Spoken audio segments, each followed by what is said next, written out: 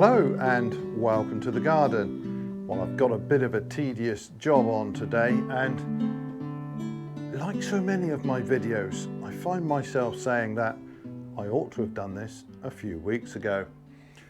So in this greenhouse I've got black Hamburg, and in the greenhouse behind me I've got Muscat of Alexandria. Now the Muscat grape really needs quite warm conditions, so I don't get fantastic grapes off of that every year. It does need a nice long season, so whether we get anything decent off of it this year is a little bit doubtful. But it does have one advantage: it doesn't need thinning. The black Hamburg, on the other hand, is a really prolific grape. It will produce plenty of bunches, but also quite densely packed bunches, and this one really does benefit from thinning, both in terms of cutting out the excess bunches where they've developed, and then also going through the bunches and thinning out individual berries.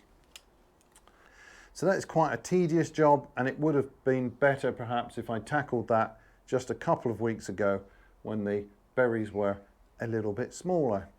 The bunches are not especially well formed this year. The weather's been a little bit off for them, especially when they started to flower. We had some really cold conditions, and these bunches, they have some good sized berries on them. They also have lots of small ones on there, and those I can snip out first before looking at what else to thin on these bunches. The other thing I will do is remove the occasional leaf that is getting in the way and shading the fruit, where I really want that to be better exposed to the sun for ripening.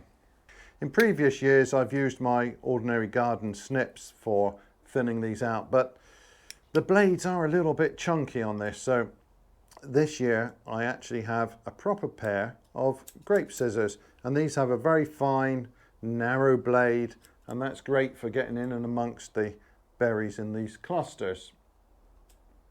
So let's take a look at a couple of examples and I'll show you roughly what I'm doing.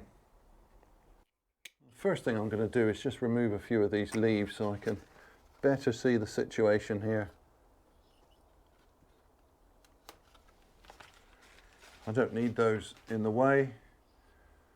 Actually, this is rubbish, and so is that.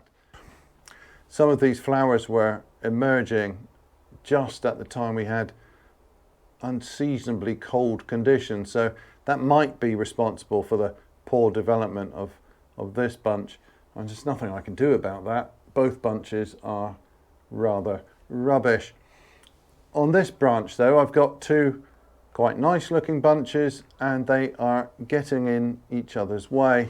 There's also a small bunch back here. Now that's no use at all. I'm going to take that off just to start with. And well, I don't really need both of these bunches either, and I rather like the look of the one at the front, so I'm going to remove the one behind.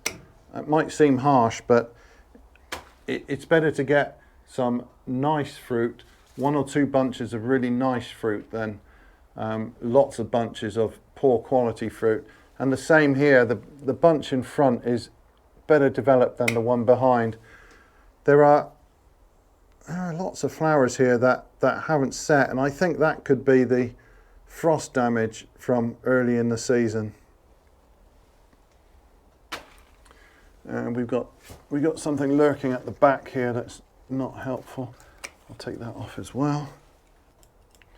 So now it's a case of getting in here and snipping out small grapes, making sure there's plenty of room for the berries that are left to develop. And I don't want to touch the grapes if I can help it. They're covered in a bloom that you don't really want to disturb. So the first thing I'm doing is just removing the very small grapes.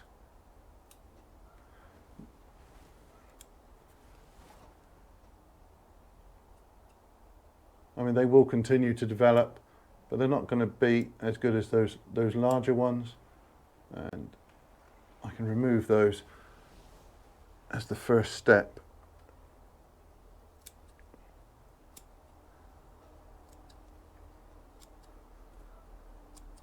And then I can see where there is still some crowding, and I can tackle that. And I want to get right in there and remove those from the center. They're never good. You need to give plenty of room for the grapes to develop and better airflow through the bunch. That's always a benefit. I'll cut out those. These bunches aren't great this year. Normally I would expect them to be rather better looking. But then the weather has been absolutely awful, so I suppose we're quite lucky to have anything to play with here.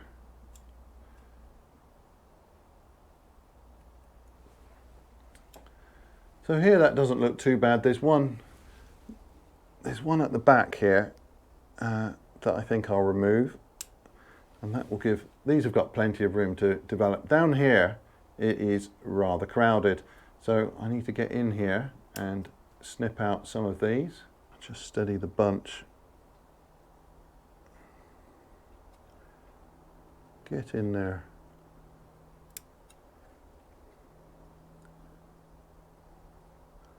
It's a bit of a fiddly job, this. If you see somebody doing this who's skilled at it, who's practiced at it, it's quite amazing. They're in and out of the bunch like lightning, but for me it is a painful, fiddly process, as I don't have those skills.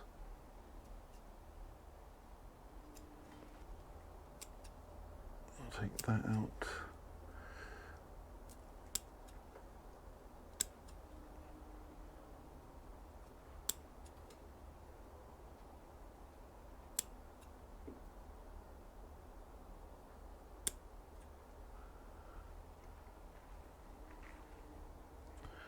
It looks a bit brutal, a bit excessive, but the difference it makes to the bunch at the end of the day is absolutely enormous. These grapes will swell up to fill this space, and they will be so much better. Better flavoured, large, juicy berries. Just what you're looking for.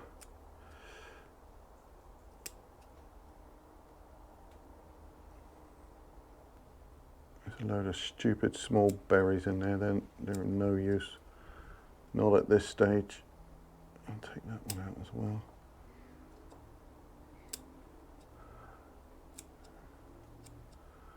Right, this is all nonsense up here. I don't want it wasting any of its energy on nonsense. So when the bunch is finished, you can see that these grapes are all nicely spaced out, and these have got plenty of room now to swell up, and that's exactly what we're looking for. I don't think that's too bad a job. Some of these bunches are worse than others. This is quite a small bunch, so I've got quite a lot of work to do here. Maybe 24 bunches. I am not going to film any more of those. That would be a very tedious video. So I've got a lot of bunches here that I'm going to remove entirely just to thin these out. And then I've got probably 30 or so bunches where I want to thin the individual berries. So that is going to keep me busy for quite a while. But anyway, that is all for this video. Thanks very much for watching, and bye for now.